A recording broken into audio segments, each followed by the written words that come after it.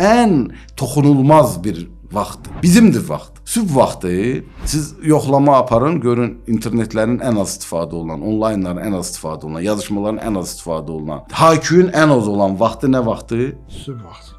4 ilə 7 arası. Biri sizə 5-də zəng vursa təəccüblənərsiniz də. Məgər ki, filan kəs də 5-də hamı bilir oyaqdı, o birisi də bilir 5-də oyaqdı.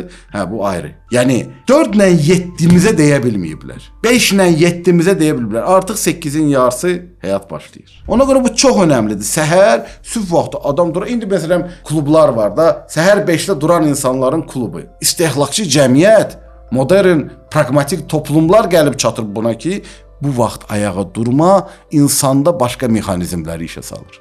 Bir ömür dinimiz, imanımız, məktəbimiz deyir bizə ki, sübhdən bacar biraz əvvəl dur. Dur, dəstəmazı al, otur, səmimi qəlbdən bir Allahla danış. Bizim Allahla səmimi xəlvət eləyib danışmağımız əlimizdən alır. Məsələ budur. Bəli. Ona görə sübhün önəmi budur. Hələlik sübh ixtiyarımızdadır. 70-lərdə lap çox ixtiyarımızda idi. İndiki zamanda bu internetləşmə, onlaynlaşmağa rəğmən insan start verəndə özünü bir bu düyməsini aktivə eləyər. Mən bu gün Allah razılığına uyğun yaşamaq istəyirəm.